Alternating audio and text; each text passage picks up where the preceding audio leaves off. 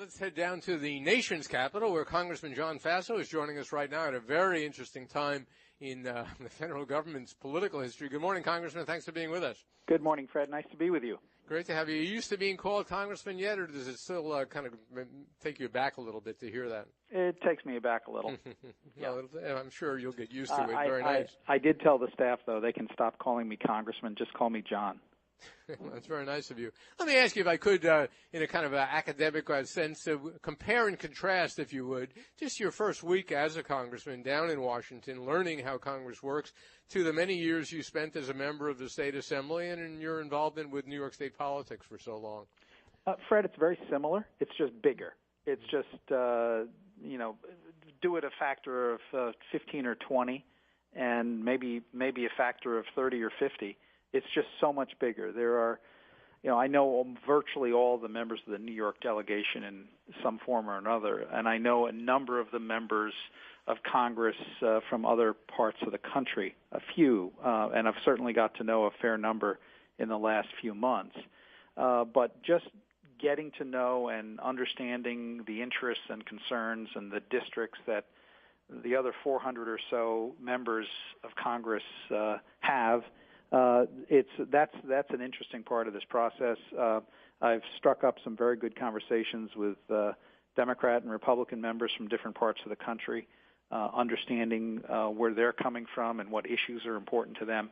But it's like the state legislature. It's just about 30 to 40 times bigger. What about the resources available to you as a member of Congress, especially now you're a majority member, but as I understand it, the majority and the minority, the Democrats in this case in the House, really have the same amount of resources as opposed to the New York State legislature, where the majorities really dominate and often just starve the minorities. That's true. Every member of Congress, regardless of their party or seniority, gets the same amount to run their offices. And out of that amount, you pay the salaries of your staff, the rents on your district office, your travel to and from Washington, and any supplies or equipment rentals that you may need to operate your district or your congressional office. So that all comes out of your budget, and it's all the same for everyone. There's slight variations based on local real estate costs. If you're in Manhattan or Chicago or San Francisco, you're going to get a little more money to compensate for the fact that the real estate rental for your district office is going to be substantially higher in those places. But other than that, it's all the same.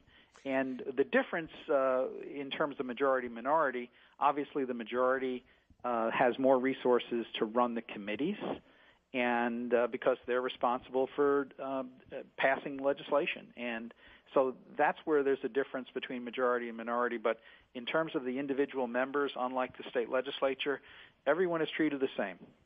Is there an equivalent of member services, as we see in the New York State legislature, which often provides political guidance to members for majority or minority? Is there something like that that's assisting you in Congress now in terms of your district?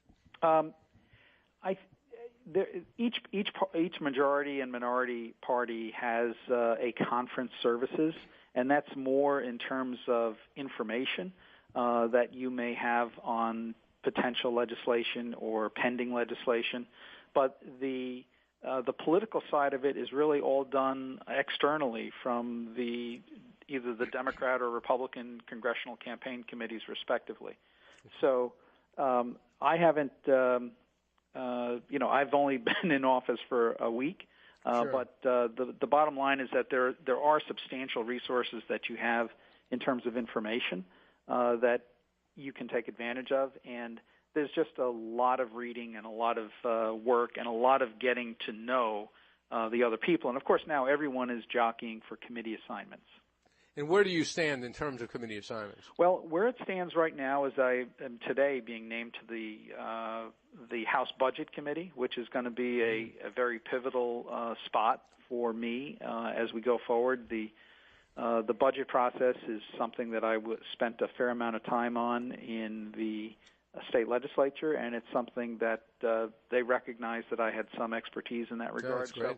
So I'm moving in on that committee, and I have a couple of other committees that I'm jockeying to get on, and we will soon find out where that turns out.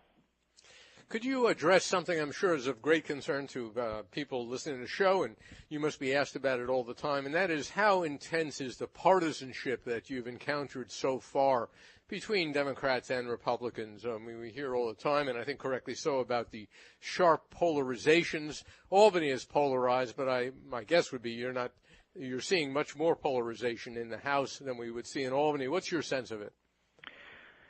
So far I haven't really seen that much in the way of polarization. I've been pleased at the orientation sessions we had that were bipartisan, and I spent a couple of days in December at the Kennedy School of Government in Boston, where Democrat and Republican freshmen came together. So I've had many very, very in-depth and good conversations with members on the other side of the aisle. In the freshman class, and again, with some of the others. I think everyone recognizes we're the majority in the House, and if we have 218 votes, and we currently have 241 Republican members of the House, we have the ability to pass legislation. The Senate, obviously, is a different animal. They have different rules, and there in the Senate, you need 60 votes in order to take up legislation. So with 52 Republicans and 48 Democrats, the Senate is a very, very different thing. They have to operate differently. The House, as the founders intended, was to be the immediate voice of the people, and the Senate is intended to be somewhat distant from the political feelings and emotions of the day, and that's why they have longer terms, and that's also why they're not all elected together. What did you make of the bad start of the Republican majority in the House a week or so ago, when there was apparently a late-night vote to change the functioning of the ethics panel? It's a semi-independent ethics panel, and it sort of blew up in Paul Ryan's face, and even President-elect Trump, as you know, weighed in saying that shouldn't have been done. Well, it was a unforced error, and it was ill-advised. I voted against it in the party conference.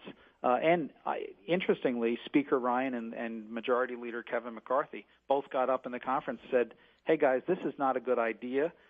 We should work with the other side in order to do something. We recognize that there's a lot of frustration that members have with this independent office. And part of this, Fred, stems from the fact that some members have been falsely accused, and, of course, that gets a lot of media coverage. And then when they're exonerated, it gets no coverage. Yeah, they get smeared. There have been leaks out of the office. Right, and so what the Speaker said, and I found it persuasive, that, look, let's work this out in public. Let's do it in a transparent way. And ironically, the member who offered this called for a roll call vote, and in our party conference, the roll call votes are by secret ballot. And the reason they are, if you think about it, it's intended to let the members vote their conscience without fear of repercussion. But in this instance, it was really, I just found it to be extremely ill-advised and the wrong timing. And so I opposed it, and I was glad that they pulled it back the next day. Yep. Now, I know it's a complex matter, but could you give our listeners a sense of what your sense is of what's likely to happen now with Obamacare and the efforts by the House in particular, but the Senate as well, to come up with an alternative before repealing this very, very controversial plan that President Obama sees as a signature accomplishment? Well, I think there's no doubt that virtually every Republican member ran on the basis of repealing and replacing the Affordable Care Act. I did as well. I want to see us come up with a replacement as quickly as possible, and the parameters of what that replacement will look like will be something that's more consumer-directed, something that has more flexibility in terms of the design of benefit packages rather than having these federalized as they were under the ACA. I'd like to see greater rather than less use of flex spending and health savings accounts. And I think definitely we will, whatever we do, will maintain the provision, which previously was in New York state law, by the way, that you couldn't deny someone because of pre-existing conditions. Yeah. And the 26-year-olds, up to 26-year-olds, being able to stay on their family's health plan. And it's very interesting, this pre-existing condition provision the way it was operated in New York State was if you had say you had cancer or you had some heart ailment, well, you would disclose that to the insurer. They would cover you. You could get insurance for them right away for anything else. And then within I think it's a 6-month or a 9-month waiting period, then you'd be covered for what your pre-existing condition was. And I think that's a rational approach to take. That's what New York has historically done. And the reason that's rational is that otherwise no one would buy insurance unless they got sick.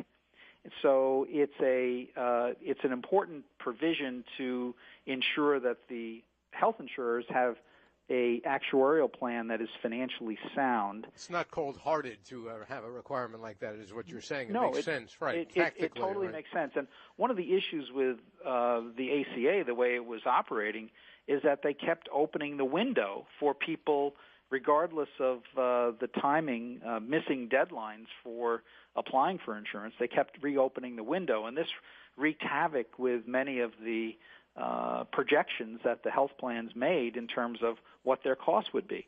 So, just quickly, do you expect to see something sooner rather than later in terms of a replacement, or is it likely to be months? No, I expect it to be, it could be a few months, but I think that certainly by the summer, certainly I would hope before Memorial Day or the 4th of July at the latest, that we have both the administrative actions that the agency can take at the federal level, with new Secretary Tom Price going in there, who's currently a colleague of ours, as Secretary of HHS.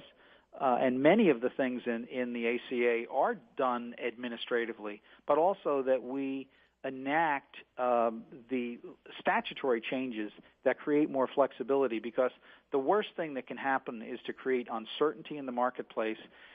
And it's also certain, Fred, that the Obamacare exchanges under the ACA are collapsing. In many parts of the country, you only have one insurer covering whole parts of a state.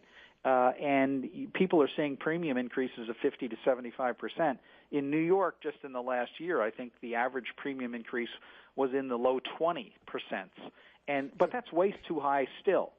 So, John, just quickly, we only have a couple of minutes remaining. I wanted to ask you about two other things. One, are you seeing many manifestations around? I know most of the activities over in the Senate in terms of the tensions over the imminent swearing in of President Donald Trump, tensions between the Republicans and Democrats over the new president coming in.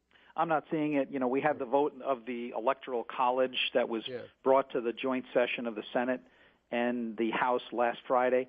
And I have to tell you, Joe Biden, Vice President Biden, it was a class act. The way he ran the session, the way he wielded the gavel, it was very, frankly, it was very awe-inspiring to me to be part of that, to sit there and watch that, and to see how that process unfolded. But I have to tell you, Joe Biden really rose high in my esteem from the way he handled himself that day. Very interesting. And just, John, quickly, do you have any reaction from what you know of it to Governor Andrew Cuomo's serial State of the States? He's really radically changed the nature of the State of the State. He's doing 6 of them, and he announced yesterday that he had a secret deal to shut down Indian Point, which is a major source of, 30% of the power in New York City. Yeah, as a former legislator, I always found the State of the State in the Assembly chamber to be the appropriate vehicle for the governor to discharge his obligations to report to the people of the state once a year. After all, the legislature are the representatives of the people, and I think it's unfortunate that the State of the State event each year has now been radically changed, I don't think for the better.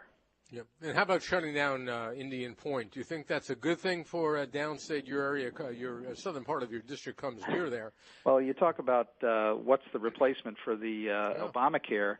I haven't seen what the replacement is for 30% of the energy. And I can tell you this, as someone who represents a district in the Hudson Valley, what this inevitably will mean is more proposals for electric transmission and pipeline proposals, because you're going to have to get the energy downstate. Certainly we can use renewables. Certainly we can employ conservation, but that is not going to replace 30% of the energy needs for the metropolitan area. So this is frankly, I think it's a very risky strategy, and I'd like to hear more as to what the replacement, how that will be engineered and brought about.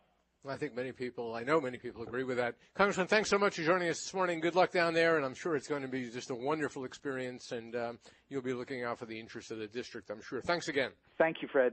Take care. John Faso of Kinderhook, the 19th Congressional District, very interesting guy, and if he's on a budget committee, that's a perfect assignment for him, because if John Faso had a reputation in Albany, and he had a reputation for several things, but none more so than being a policy wonk and a real budget expert, so that's a good place for him.